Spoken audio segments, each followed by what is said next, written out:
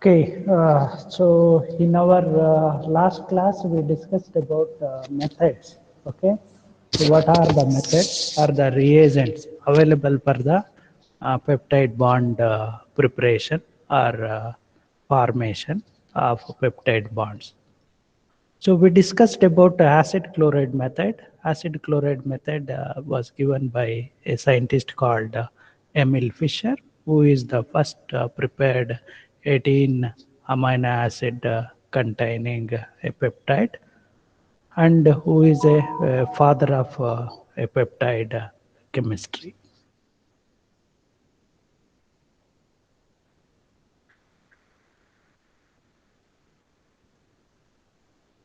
Okay.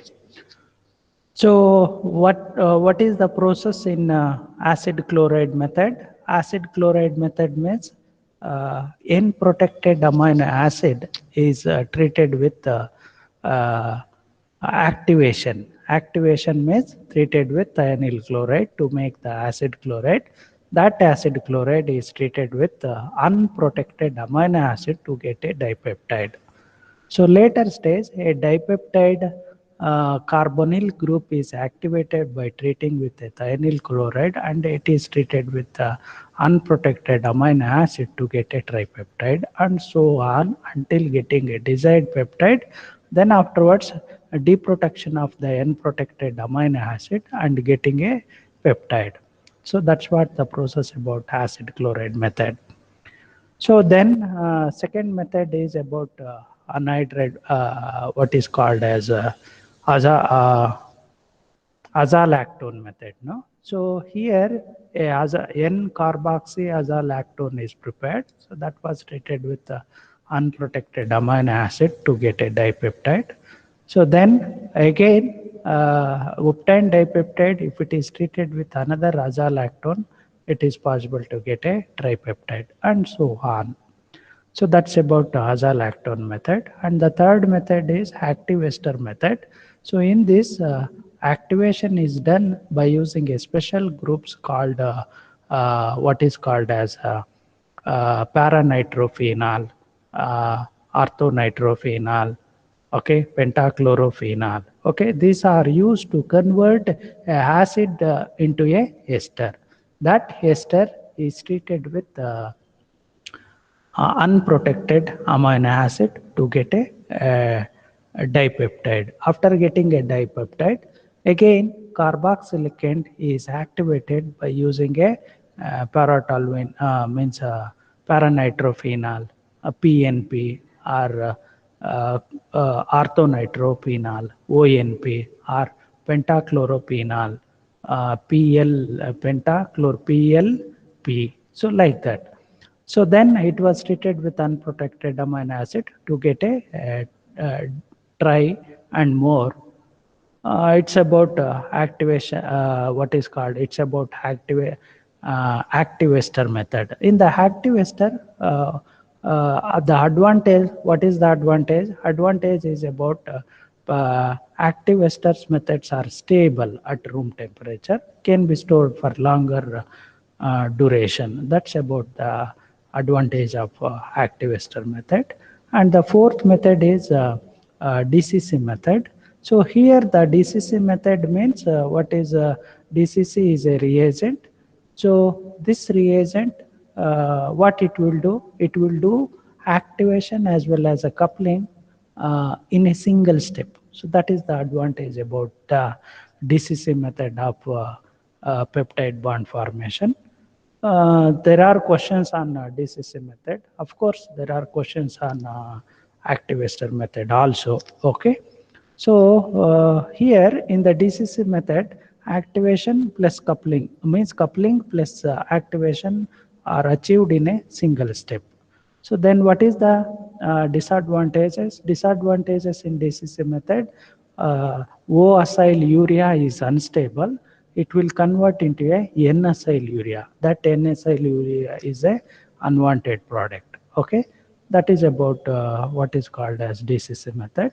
And one more method is there, that is called EEDQ method. So EEDQ method is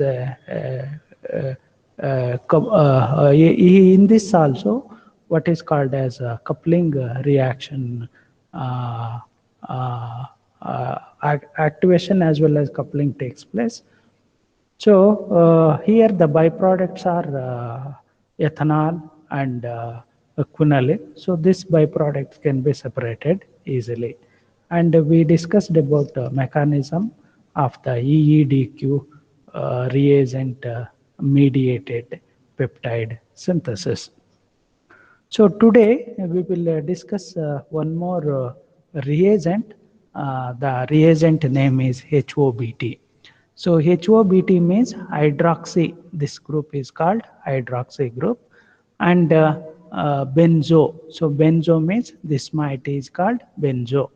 Triazole. Triazole means 3 nitrogen containing a 5-membered ring is called triazole. So here benzo is fused with triazole, okay, and this is a hydroxy. And totally name of this compound is hydroxy benzo triazole. Hydroxy benzo triazole is the name of this compound. In short form, it is called HOBt. HO stands for hydroxy, B stands for benzo, T stands for triazole. This is about the structure of HOBt. HOBt is used to suppress the side reaction of DCC. So I think in DCC, the O-acyl urea is converted into N-acyl urea. That is the side reaction. So that side reaction can be suppressed by using HOBt method. So this HOBt method is also called as DCC HOBt method. Why? Because it is used in coupling with the DCC method. Okay, it is used in coupling with the DCC method, and hence it is also called as DCC HOBt method. So what it means? It means that in this HOBt reagent, so there is also a use of DCC. So that is the reason this method is called DCC HOBt method. So what it means? It means that amino acids are treated with the DCC as well as HOBt. Okay, so thereby the side reactions of DCC, disadvantages of DCC is suppressed by using HOBt. So this is about what is called as HOBt method. Uh, okay, let's give an entry. Right. So HOBt means hydroxybenzotriazole method. So in this uh, uh, DCC reagent also used, and in this side reactions of DCC is suppressed. Okay, and this method is also called as DCC HOBt method. So let's look into the reaction and also mechanism, how this reagent is useful in suppressing the side reactions of DCC, and this is the best reagent for the preparation of peptide. Okay, here there are no side reactions, that is the advantage. So with this, I will go to the next slide. Look here. So this is N-protected amino acid. So N is protected and C is free. So you know that O minus. The O minus can attack this carbonyl carbon. What is the name of this compound? Name of this compound is DCC. So how it is DCC? Dicyclo. This is cyclo group, cyclohexyl group. This also a cyclohexyl group. So two moieties are there, no? Dicyclohexyl. Carbo. Carbo means this carbon is called carbo. Okay, and diimide. So DCC is the dicyclohexyl, carbo diimide is the name of the DCC. So this carbon is electron deficient. O minus H plus acid will be having in the form of O minus and H plus. The O minus can attack this carbon, and this bonded pair can pick up this proton. So that is how a compound is obtained. So name of this compound is called O-acyl-urea. So you know that ONHN. So this bond is called urea. Okay. So this CO and this group is called acyl group. So O-acyl-urea is the name of this intermediate. So this intermediate react with the HOBt. How it will react? The lone pair present on the hydroxy group of the HOBt attacks this carbonyl carbon. So when there is a new bond formation between this oxygen and this carbonyl group, and this bond pair is going over here, and this bond pair picks up this proton. So it will go out as a DCU. So what is the name of DCU? Dicyclo. This is cyclohexyl, dicyclohexyl urea. So this is a byproduct, and this is a reagent. Okay, this is a reagent, and this is a byproduct. And what is the product? So product is the forming a bond between this hydroxy and this CO. So this is a compound is obtained. So this compound, when it is treated with the unprotected amino acid, this is unprotected amino acid. Here there will be a reaction between amino group and CO group, and this this bond pair can pick up this proton. So that means what it means? There will be a regeneration of HOBt. So in this HOBt method, so HOBt will act as a catalyst. Okay, it does. Okay, it will regenerate at the end. Then what is the product obtained? The product obtained is a peptide, N-protected peptide. So if you want to do a tripeptide, then what you need to do? You have to treat this dipeptide with a DCC. So there will be a formation of O-acyl-urea. Then HOBt will react with that, forms an intermediate like this. And the third amino acid react with that and forming a tripeptide. So like that, one can continue until getting a desired peptide. Okay. So this is about how the amino acid react with DCC as well as HOBt, how the product means peptide is formed. But in this, in the next slide, I'm explaining how the side products of DCC is suppressed in this HOBt method. So we can also give heading side reactions of HOBt method, but actually there is no side reaction in HOBt method. Why? Because the product formed is the right product only. There is no other product. That means here only one product, that is desired peptide, not the byproducts. So that's what you need to remember. That means if anyone wants to prepare a peptide or dipeptide or tetrapeptide or polypeptide, they can go for HOBt method.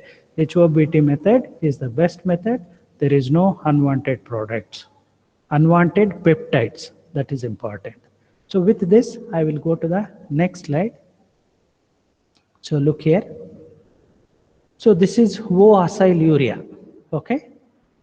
So in this O-acyl-urea, suppose, okay, the amino acid, okay, N-protected amino acid, which is present in this reaction media, no? If that is attacking this carbonyl group, and this bond pair is going over, and this bond pair is picking the proton. So in that case, there is a anhydride formation. This is a anhydride. Anhydride of what? Anhydride of same amino acid. So the byproduct is DCU. Let's not worry about that. So this anhydride of N-protected amino acid, if it is treating with a, of course, if at all form this anhydride in the reaction media, so when unprotected amino acid is treated, then this unprotected amino acid react with this carbonyl carbon, Even if it is reacting with this carbonyl carbon also. So the product is same. This peptide as well as in the previous slide obtained peptide, both are same. Okay, so that means there is no side reactions in the HOBt method because the product obtained is same. Okay, that's about, this is about the HOBt DCC method of peptide bond formation. So there are questions on this also. So explain by taking a examples how DCC HOBt is useful in the peptide bond formation. Okay, so this is about HOBt method. So with this, I have discussed reagents or methods used for the peptide bond formation. Okay. So what are the method? Acid chloride method, azolactone method, anhydride method. Okay, and then active ester method, DCC method, EEDQ method, and HOBt method. These are the methods available for the peptide bond synthesis or formation. Sometimes they will ask you a very general question. Give two methods of preparation of peptide bonds. So that time you can take anything. Acid chloride you can take, acetic anhydride method you can take, DCC. So whichever you are familiar, no, that one you take and explain about how the peptide is formed. So this is about reagents used in peptide bond formation. So now with this, let's move to the next concept. It's called racemization. So I think you know that what is racemization.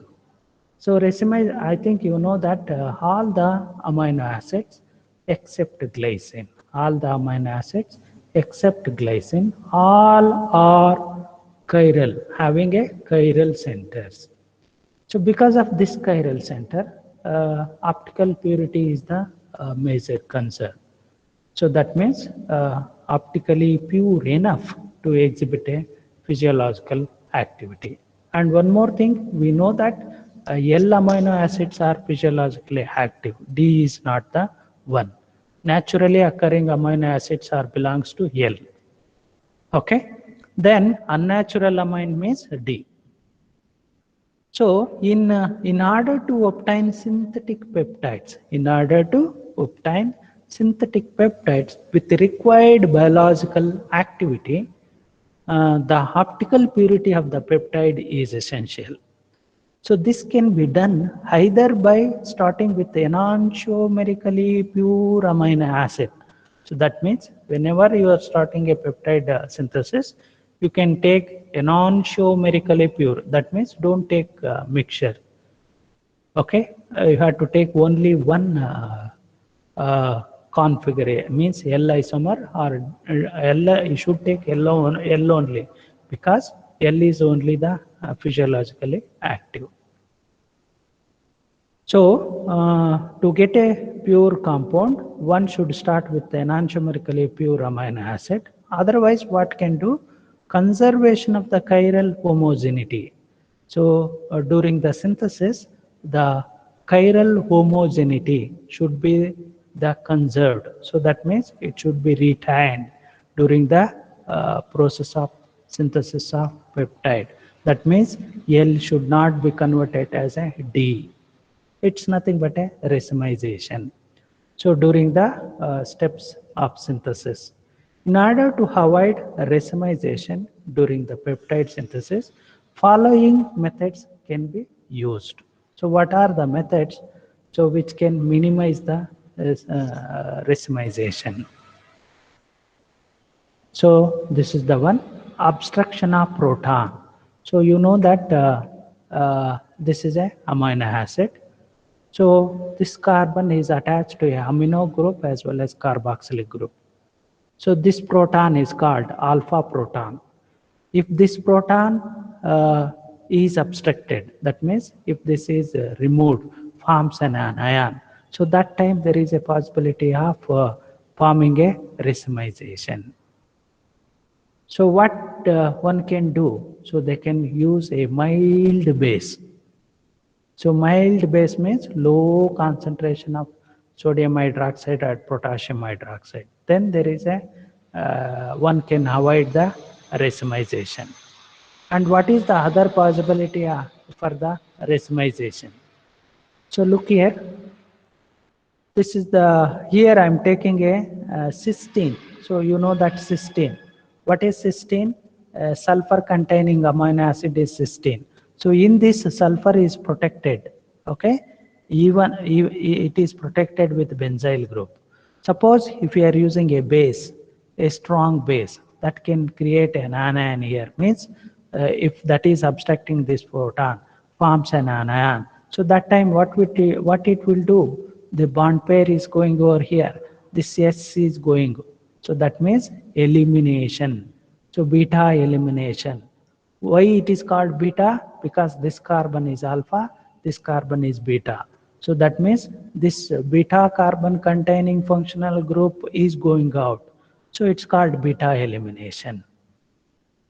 So beta elimination and obstruction of proton can be avoided by using a mild base. So that is the care need to take during the peptide synthesis.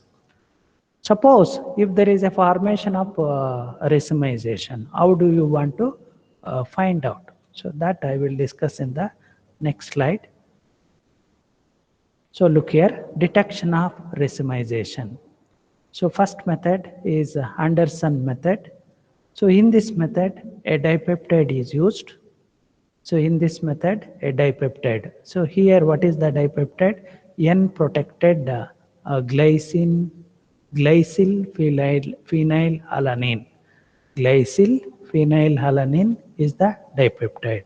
And here, N is protected. A dipeptide is used and racemate can be separated. So here what is the obtained one is racemic mixture. How the racemic mixture is obtained? When these two are coupled. So coupling agent you can use, maybe a HOBt or a DCC method. So what will happen here? So there will be a new bond formation with the NH2 group of the glycine and COOH group of the phenyl. So what is obtained? The obtained one is glycyl phenylalanine and glycine ester is the obtained. So what will happen here? So there is a possibility of racemization. How the racemization? If it is a L, what is that? L. L of means L glycine. So that is this. If it is if glycine is converting into a D, then it's a racemized one. So here D is phenyl, means this phenyl, if this phenyl is racemized, then it's a glycyl, D-phenyl, and then glycine. So these two are racemic mixture. Okay, so I will go to the next slide. So then this is another method is called, maybe you can make a G as a silent, Jones method. And in this method, two amino acids are used. One which is N protected. So one which is N, this is a leucine. Leucine is a amino acid. So here N is protected with benzyl group. Okay, this is the one is N, one is N protected. Another one is C protected. Look here, glycine is protected with an ester, simple ester ethyl, means here C protected. So both can react and form a dipeptide. Here there is a possibility of two peptides. So what are the peptides? So look here, leucine, glycine. So that means here also L is there, this also L is there. But suppose during this process, if L is leucine is converted into D, then leucine, L glycine. So then these two are racemic mixture. To know whether the given peptide is a racemate or not, So it is possible to find out by using a chiral HPLC. What is HPLC?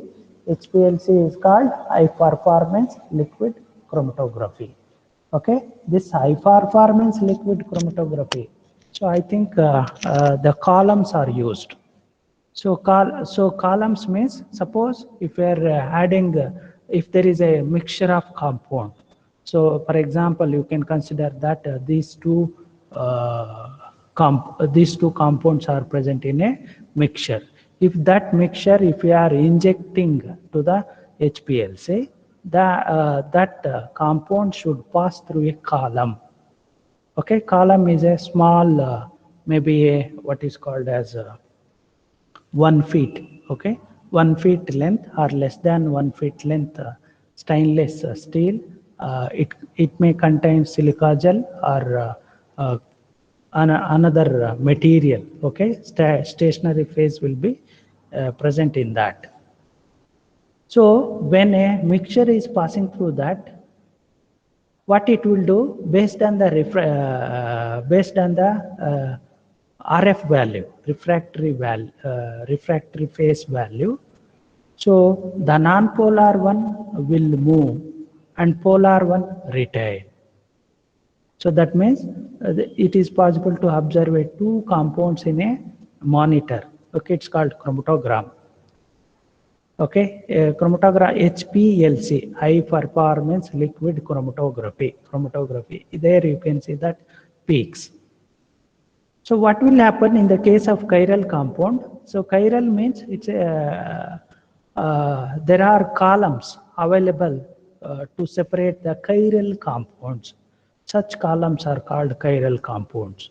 So chiral columns are used in HPLC to separate the chiral compounds. This is about what is called as another method of finding out racemic mixture, if at all forms in a peptide synthesis. So with this, I will go to the next slide. And up to this, I have discussed about the methods. Okay, what are the methods available for the synthesis of amino acids? So what are the strategy is required to make a peptide bond? And what are the amino protection? What are the carboxyl group protection? And what are the reagents available for the peptide bond formation?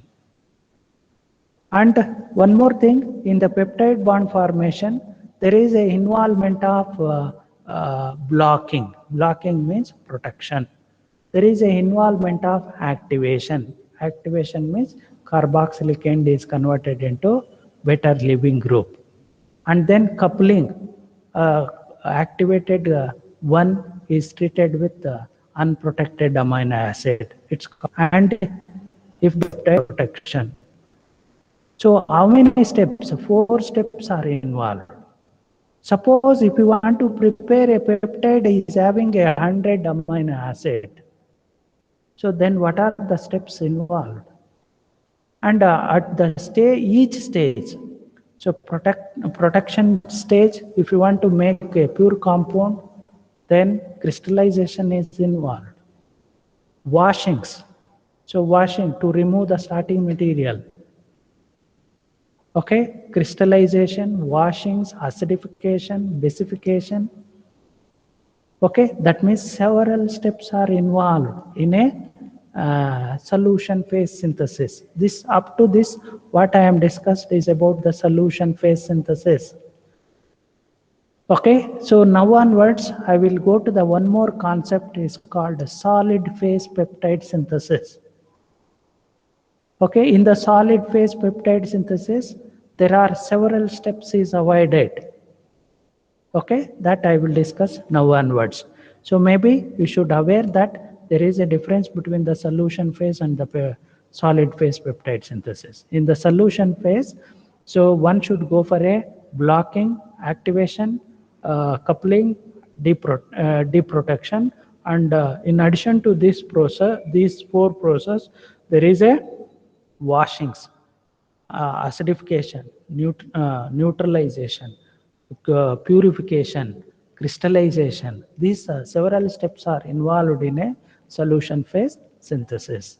So in order to overcome these problems, in order to save the time, so one new method was introduced, and that new method is called solid phase peptide synthesis.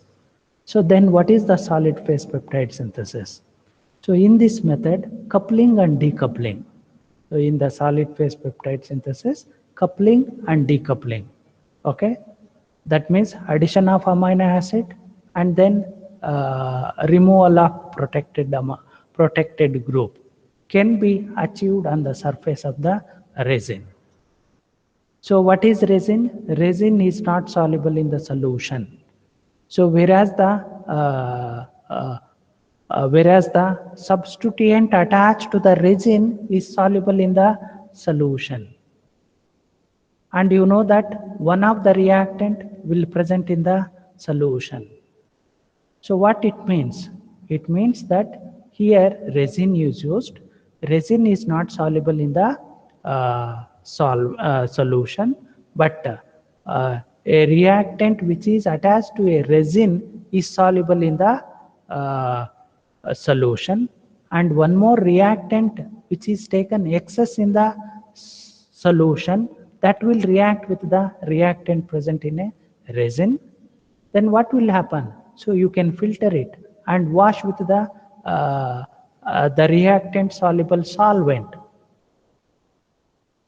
Then it gives a lot of time saving, lot of steps saved. So that is the advantage about the solid phase peptide synthesis.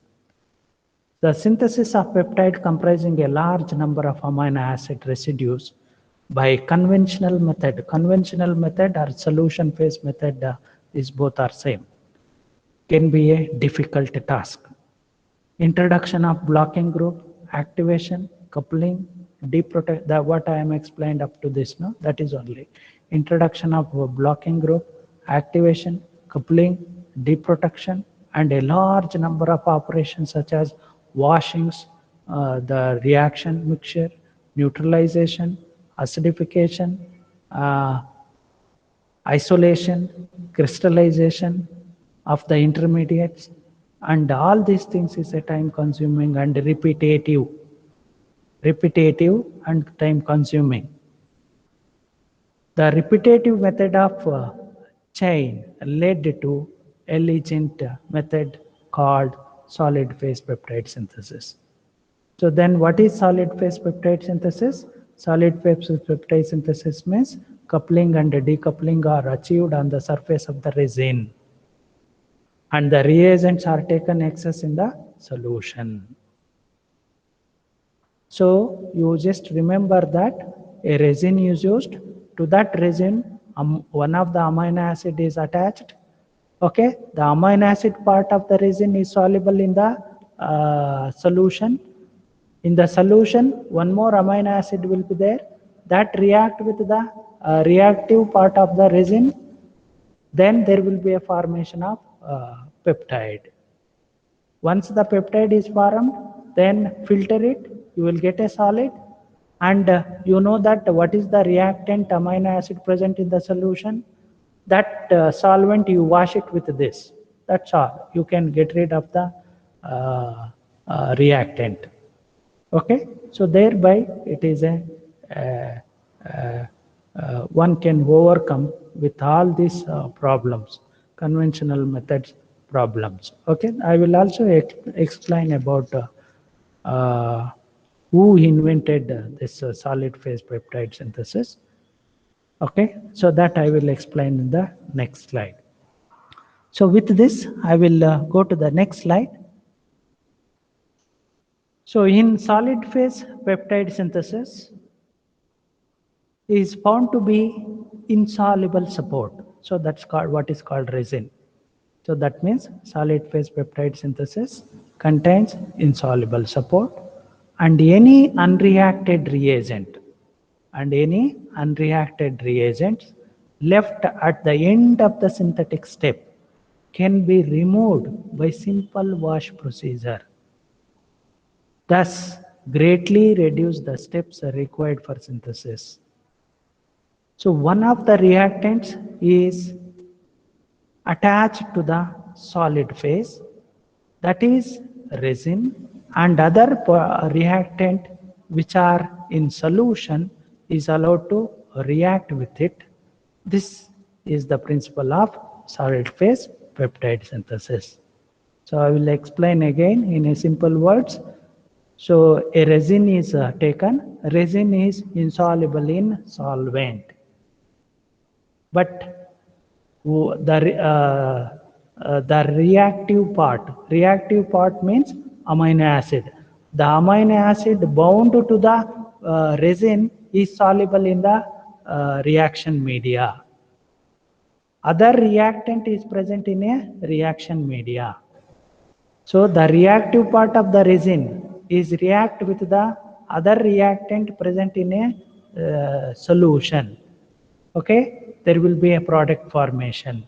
Once the product is formed, it was filtered, and you know that once there is a reaction of amino acid present in a solution, if it is reacting with the active part of the resin, once it reacts, then that is also become insoluble in the reaction media. Then what can do? Filter it. Take the solid part, wash that solid part with a plenty of solvent, of which the reactant is soluble. So this is the principle involved in a peptide synthesis. So this solid phase peptide synthesis is invented by scientist called Merrifield. Solid phase peptide synthesis was introduced by a scientist called Robert Bruce Merrifield in 1965. So in this Merrifield method, an amino acid or a peptide is covalently linked. Amino acid or a peptide is covalently linked to an insoluble synthetic resin as a support for the peptide, and then the chain is built up one amino acid at a time. As soon as the desired peptide is obtained, then deprotection of resin can be done to get a peptide. Release of resin, release of solid support. Then let's look into the what is resin. Okay, the resin is a copolymer. The resin is a copolymer of styrene.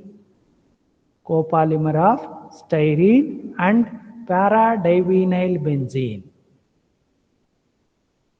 Resin is a copolymer of styrene and para-divinyl benzene, in which some of the rings are chloromethylated.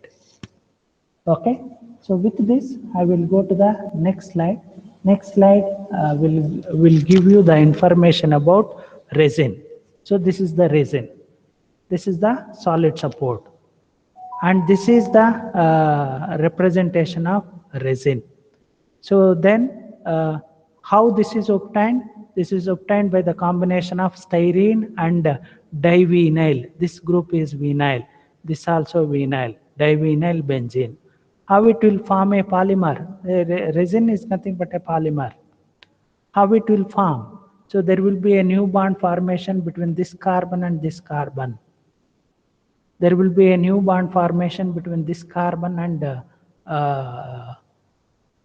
one more unit of this.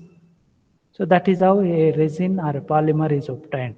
This conveniently represented as a solid support, polymer supported. So this P is polymer supported resin. So what this is resin, but there is a difference between the resin and Merrifield resin. Okay, in the next slide I will show you the Merrifield resin. So this is the resin. So this resin was taken by a scientist called Merrifield, and he was treated with methoxymethyl chloride. This is methoxy, this is methyl chloride. So you know that this is a benzene. So there will be a new bond formation between this carbon and this methyl group. Methoxy is going out. So the obtained compound is called Merrifield. Merrifield resin. You can observe that this is nothing but a benzyl chloride. This benzyl chloride can be protected by using a carboxylic group protector. Carboxylic group protector. So that means, and one more thing, you know that the peptide synthesis, solution phase peptide synthesis involves the reaction of N-protected amino acid. That means peptide is made from N-terminal end to C-terminal end. Whereas in the solid phase peptide synthesis, a peptide is made starting with the C-terminal end. Why? Because solid supported material is react with the C-terminal end of the amino acid. How it is reacting? So maybe by using a zinc chloride. Okay, so what it will do, there will be a reaction between this carboxylic end of the carboxylic amino acid of the C terminal of the peptide. So there will be a removal of H and Cl, so forming a compound like this. So now look here, this is not soluble in the reaction media. But once this is reacting with this amino acid, the obtained compound is also not soluble in the reaction media. But the reactive part, this is a reactive part. This reactive part is soluble in the reaction media, but this part is not soluble in the reaction media. That is the advantage about solid phase peptide synthesis. So what it will do now? So this is a bark. So this is called a deprotection. So removal of bark and treated with amino acid. So what are the amino acid here? How the amino acid? N-protected amino acid. So treated with this. C group of the N-protected amino acid react with this amine. So what you will get? This you can repeat. This means deprotection and treating with amino acid. Deprotection, treating with amino acid. So this can be repeated until getting a desired peptide. Once the desired peptide is obtained, then you can remove the solid support. That's called removal of resin. So that is possible here. And what you will get? You will get a peptide. So this is about what is called as solid phase peptide synthesis. So just one example I will tell you. So Merrifield, who is prepared insulin. Okay, insulin is a 51 amino acid containing peptide. So Merrifield prepared insulin in 1 year. So whereas one more scientist, he was doing a traditional method of synthesis of peptide. So what is called as blocking, activation, coupling, deprotection for each amino acid, and then washings, crystallization, and all those things. Okay, so that took 20 years to prepare insulin. So both the person, Merrifield also got Nobel Prize, he's also got Nobel Prize. So what is the difference? This Merrifield invented a new method. Okay, so there one can save the time. But what is the difference between the conventional method and the Merrifield solid supported method? Of course, people are today also, many are using solid supported peptide synthesis. This solid supported other reactions, for example, solid supported Cannizzaro reaction, solid supported aldol condensation. This method, this technology used for other reactions also, not only the peptide synthesis. But during this 1965, the insulin obtained from Merrifield was impure. But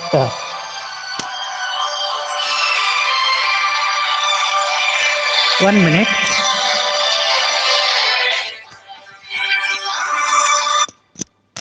Hello, I'm in the class. Tell me.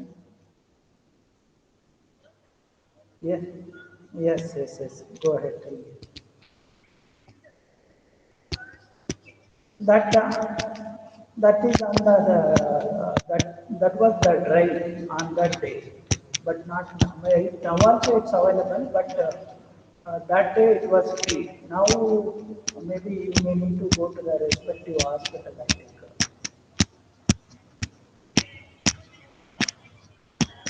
Dwarka is not there. Maybe no, other place means hospital or something like that. You need to find.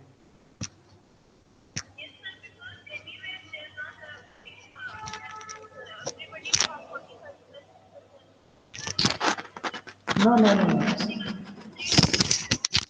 No, there is a preference for students, so you can approach. Even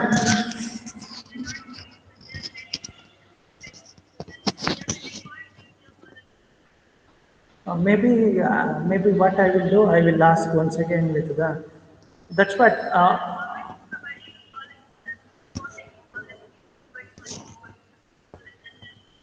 Maybe I will give you information later. Okay, I'm in the class. I will give you information later stage. Okay, right.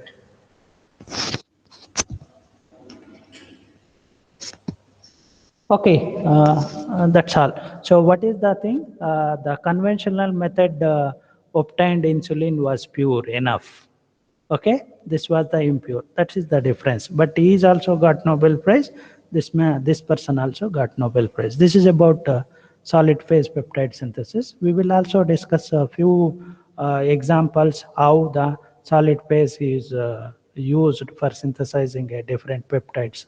Okay, more particularly what is called as enkephalins. Okay, that I will discuss in the next class. Maybe today, if you have any doubt, you can ask me. If there are no doubts, you can log out.